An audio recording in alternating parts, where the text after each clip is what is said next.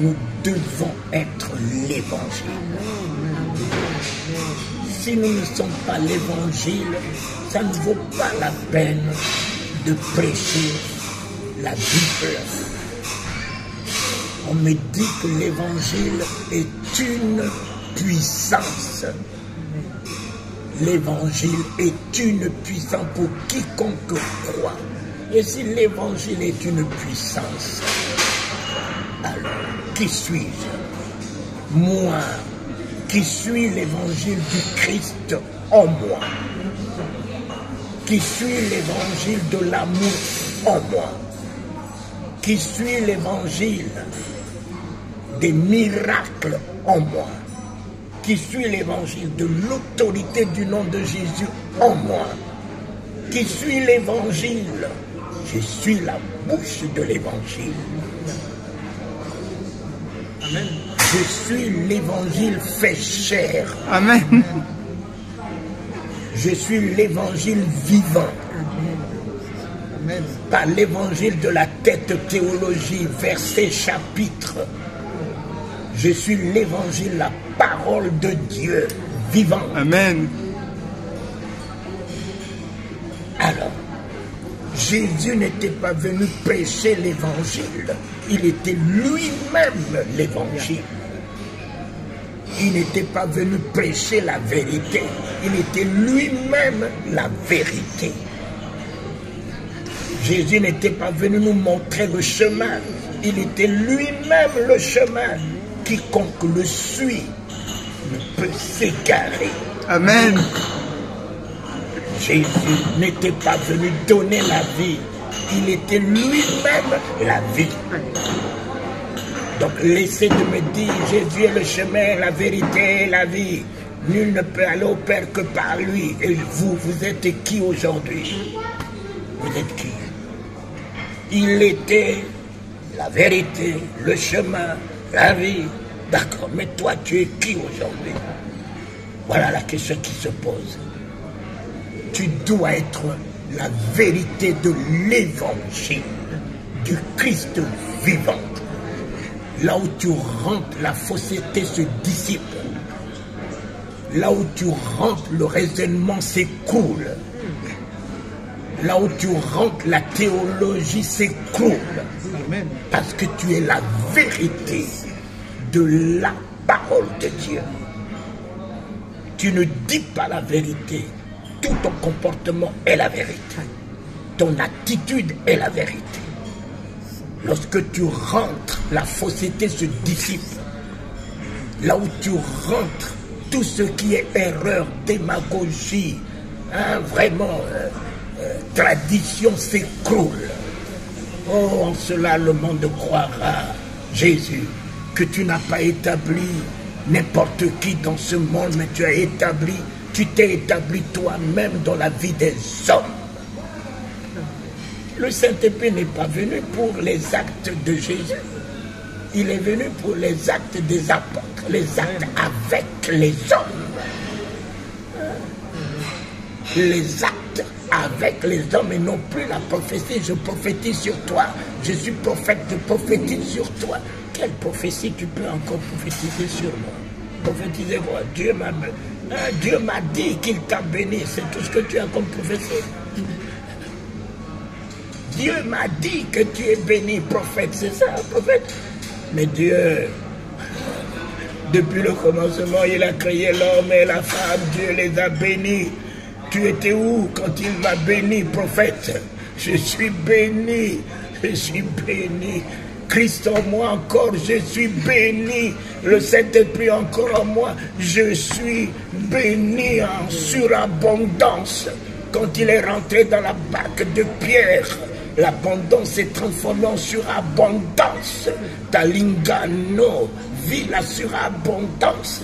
Et c'est pas ta petite prophétie qui peut changer le soleil sur moi. Ce ne sont pas... C'est pas parce que je suis propre, je suis saint, que Dieu m'a béni. Il y a des hommes dans ce pays qui sont des homosexuels, qui sont des Illuminati, qui sont des sorciers, mais qui sont des patrons des sociétés. Dites-moi, quel est l'homme qui n'est pas béni? Si tous ceux qui nous commandent ne prient pas, ils ne sont pas dans nos églises, ils n'ont pas Jésus dans leur vie, mais c'est eux qui nous commandent. Hein? Alors dis-moi, qui n'est pas béni? Tout homme qui porte l'image de Dieu est béni. Amen. Si tu crois que tu es maudit, c'est ta foi.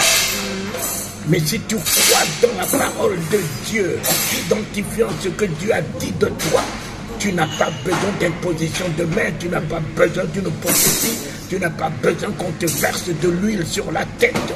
Crois que tu es béni, ainsi soit-il. Tout ce que tu fais revêtira la bénédiction. Le péché d'Adam n'a pas enlevé la fécondité. Le péché d'Adam n'a pas enlevé la domination. Le péché d'Adam n'a pas enlevé le pouvoir d'assujettir. Le péché d'Adam n'a pas enlevé le pouvoir de la multiplication. Le péché d'Adam n'a rien enlevé de ce que Dieu a mis dans la vie d'Adam. Jésus est venu simplement restituer, régénérer, refaire tout cela en perfection. Mon cher ami, il est venu. Au lieu que je sois béni, Jésus est venu m'établir une bénédiction. C'est plus que béni, ça. Une bénédiction. Beaucoup peuvent être bénis, mais très peu sont une bénédiction. Le mieux, Abraham a été béni et Dieu l'a établi une bénédiction. C'est quand tu as une bénédiction que Dieu te donne la provision pour que ta main soit toujours ouverte à la veuve, à l'orphelin, à faire prospérer l'œuvre de Dieu, à consoler. C'est quand il t'établit une bénédiction qui te donne la provision. Mais quand tu aspires que tu sois béni, c'est l'ego, c'est de l'ego. Mais quand lui t'établit une bénédiction, la barque de Pierre était devenue une barque de bénédiction puisque les autres barques se sont approvisionnées de sa barque. Ta vie sera un approvisionnement dans tous les domaines de paix, de joie, de vie, de miracle, de délivrance, de lumière, de consolation. Seigneur notre Père, tel que tu y es, Jésus, tel que tu y es ce soir, ce matin, maintenant, tel que tu y es, donne-moi la vision de savoir qui je suis sur la terre. Donne-moi la vision de savoir qui je suis sur la terre. Amen. Tel que tu y es dans les cieux, tel que je suis sur la terre. Tu m'as établi un royaume et sacrificateur qui règne dans ce monde. Je règne sur la terre. Je règne. Je règne. Je règne sur la terre. On règne. Et merci Seigneur pour ton règne. Je règne de ton règne de grandeur, de puissance, de miracle, de prodige. Je règne de ton règne, de ton grand nom. Je règne de ton règne de résurrection. Partout où je passe, les morts ressusciteront. Je règne de ton règne de paix, ô prince de paix. Là où je rentre, le stress laisse la place à la paix. L'angoisse laisse la place à la paix. Les larmes laissent la place à la paix. Je règne. Et je peux encore dire, plus moi qui vis, c'est Christ qui vit en moi. Alors, tel que tu es, tel que je suis, puisque ce n'est plus moi qui vis, c'est toi qui vis en moi. Et c'est moi aussi qui vis en toi. Covid ne sera jamais m'atteindre, puisque je vis en toi. Le cancer ne pourra jamais m'atteindre, puisque je vis en toi. Un sorcier ne pourra jamais m'atteindre, puisque je vis en toi.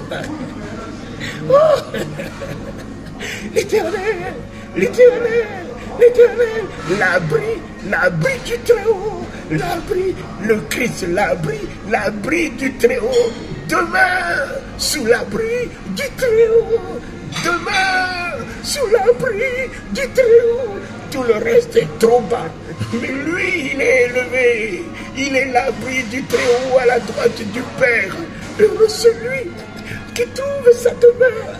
Ce soir sous cet abri, la sérénité est là, le sommeil est là, l'équilibre est là, il n'y a pas de cauchemar là-bas, il n'y a pas des hommes, femmes de nuit là-bas. Celui qui demeure sur l'abri du Très-Haut repose à l'ombre du Tout-Puissant. Les autres peuvent être des puissants, mais le nôtre est le Tout-Puissant. Victoire, victoire, victoire, victoire. Ainsi soit-il, maintenant et à jamais. Amen. Amen. L'évangile ne se prêche plus.